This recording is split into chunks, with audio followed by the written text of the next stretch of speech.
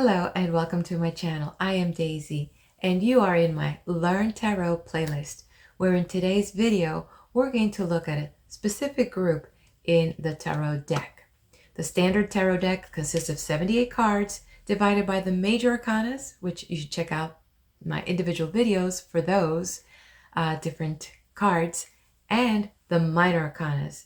And in the minor arcanas, there's a little group called the court cards. And this kind of represents the kingdom, as there seems to be a whole narrative of 4 kingdoms and the different vibrations of each one of those cities, as in related to the suits of wands, cups, pentacles, and swords.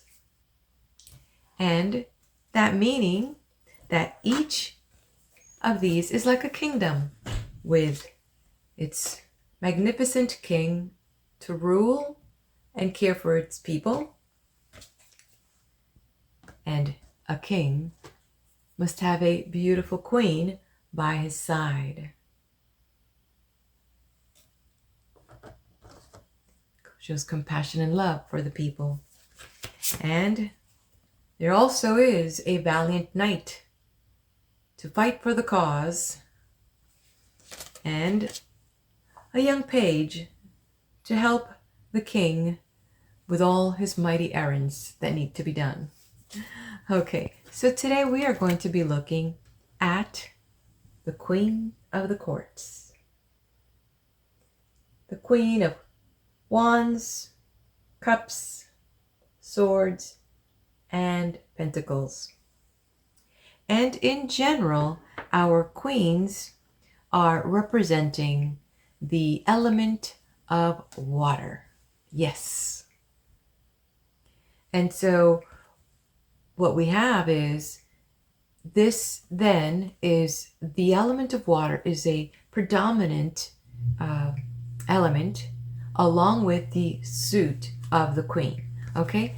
And the court cards give you, the reader, and a little bit more insight about your seeker, your querent, a little bit more about what they're feeling, what they're doing, what they're thinking, and what's their motivation. And that is according to the elements of the air, water, earth, and fire. And so that also gives you a little bit more insight to their, what would I say? To the state of the situation, or to what's coming up, or their mind. Like, is this a new project, a new idea, something that they're thinking and their approach is new, like we would see in a page if the page shows up in the reading. Sometimes pages do represent young people, or it could also represent how your seeker, your querent, is approaching this situation. What is showing up in that reading? Is the approach as a novice? Is this something new and has that curiosity approach to it? Or is it something that your seeker, your querent, has a handle on this? And so now this approach is coming from a more mature approach. So you would have the approach that would show up, if it's a page, it would show up this kind of novice and explorative as a new thing coming in their life. Or would it be something that they have a handle, so they have a king-like approach, a mature approach to the situation, if your king would show up. So that's different ways to look at that. Gives you a lot different approaching to that reading. So in general, our beautiful queens are representing our feelings and emotions. And these are the caregivers of the court. They have very strong personalities. Yes, they do. And they also are very sensitive to the people in the realm. And of course, we're talking about all these emotions that they're going to bring when we're talking about these queens. They're in touch with their psyche, they're very nurturing, and they're very compassionate. So now let's take a look at the Queen of Wands. The Queen of Wands, now we have the Water of Fire. 2 very incredible elements combined, and they really need to pay attention here, because water can put out fire, but you know, if you have a raging fire, it can dry out the water. So there has to be some respect for these elements when the Queen of Wands shows up in the reading. So we are looking at the attributes here of the zodiacs in the fire group: Sagittarians, Leos, and Aries. And so these attributes are showing up here, which of course we're talking about creativity, sensuality, we're talking about passion, we're talking about the inner psyche, we're talking about just that sense of adventure at the same time, and kindness and purity. And so these ideas are showing up here as well. So when we look now at this beautiful queen, we also see a queen that with so much yellow. The yellow represents spirituality and happiness. And then another strong element showing up here is this beautiful sunflower here. And the sunflower is associated with faith in something bigger than oneself. And it's interesting, I'm a Sagittarian, and I went out to the garden and got a picture of myself in front of one of my beautiful sunflowers that grew, and it's the biggest that I've grown so far. So I'm going to share it on here just because this sunflower is just gorgeous. And so the other element that you see in her beautiful robe are the pomegranates. Pomegranates are a symbol of fertility. And so we have this whole attire full of this fertility and abundance. So we have that there. And the black cat. The black cat is a symbol of good luck, fortune, abundance, and wealth. And she wields her faith in something bigger than herself with the mighty staff of adventure and all these possibilities that she has, keeping in mind that equal balance of heaven and earth. And also in Christianity, the sunflower is associated with God's love. So when we're thinking about this beautiful queen, there are a couple things that come into mind. The first thing is that she is the wise protector of her passions, of her goals, and of her ideas. And when she shows up in a reading, the question that you'd like to keep in mind is who or what helps with communicating the big picture? Who or what helps with communicating the big picture? And so now we head off to the next kingdom. We will visit with the Queen of Cups. And she is in her element. This is water of water. So all the elements and attributes are doubled and magnified in this queen. She is with the element of water, represented in the zodiac by Scorpio, Cancer, and Pisces, and bringing all those emotions to light and their feelings, intuition, psychic ability. We're also talking about creativity. We're talking about love and relationships. And so all of this is showing up here in this Queen of Cups as well. So the other thing that we got to keep in mind is that she is the protector. She is the wise protector of relationships and of kindness. She's very generous and very sweet. And what we look here, when I see this queen, the symbols that I do see, you see that her crown is red. So she's got like a red cloth on her crown, representing that she is in control and she has power and mastery over her emotions. She is not swayed in any which way. She knows who she is in her feelings, and she has got a good handle on that. And with that also, she's wearing this beautiful blue, baby blue gown, another representative of her intuition, trusting her intuition, her own ability to being an empath, and just very sensitive.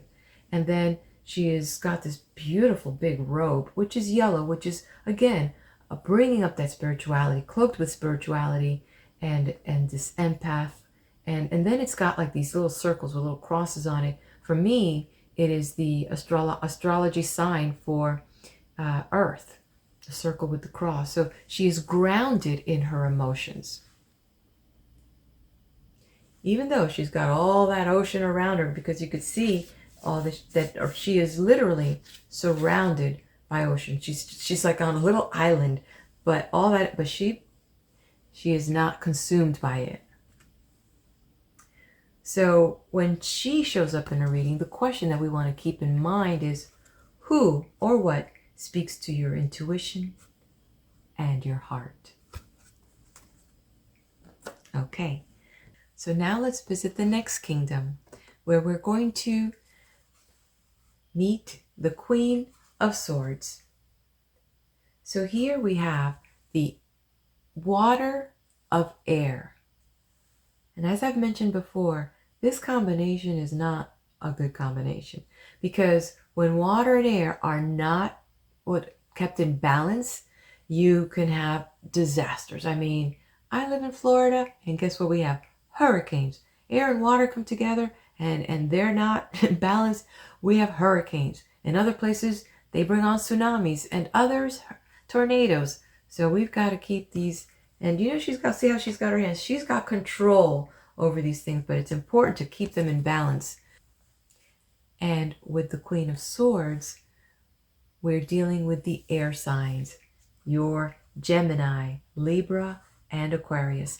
And we'll have the attributes of those zodiac signs, which of course we're talking about intelligence. We're talking about the mind. We're talking about clarity and action, good choices, clear thoughts, good decisions, straightforward with justice, doing the right thing, even when no one's looking. So that's if it's right side up. So what are the other things that we're looking at here is when we think about the Queen of Swords, she is the wise protector of thoughts and ideas. So let's take a look here at this Queen and some of the symbols we see on this card. Well, first we see where she's at. She's in the center of the card, and she is facing her people, right? And she has her sword in her hand. The sword has some gems, rubies possibly. And her other hand, she has in a very commanding, like there's some sense of action, and that she has this authority. Of course, the crown is mighty big on her, so we can see that crown, right?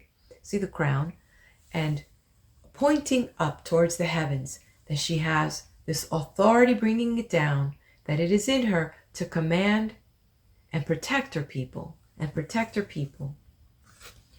to make sure that everything is being done in a wise and fair manner. And also, we see some wings here. Some form of wings are being shown on here. So what could that be?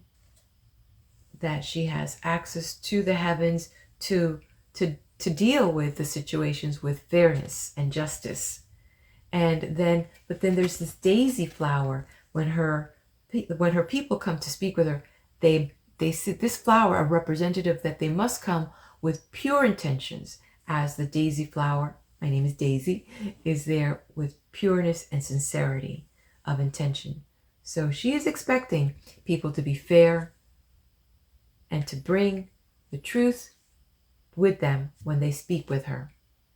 And of course, her green outfit is representative of luck, of abundance, vitality, and wealth.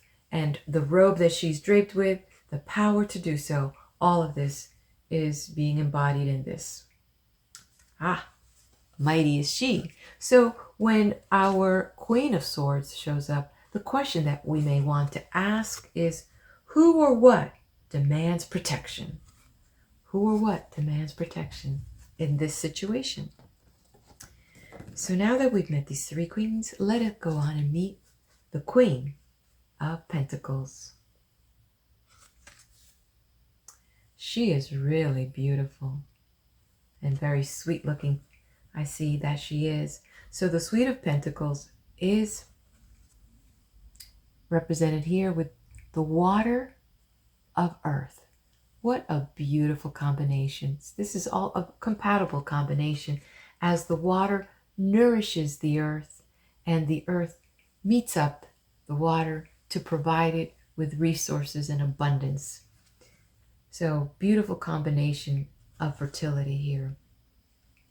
And we could see that here is a pentacle representing us and ushering us into the earth signs of the zodiac, which are your Capricorns, your Taurus, and your Virgos. And so the attributes of these are going to be embodied here, which is security, which is dedication, which material things, your body as well, and a love for nature. All these qualities are represented in the pentacles. So with this, what we're seeing, stability, abundance, nurturing, and just this sense of just beautiful. I love this card.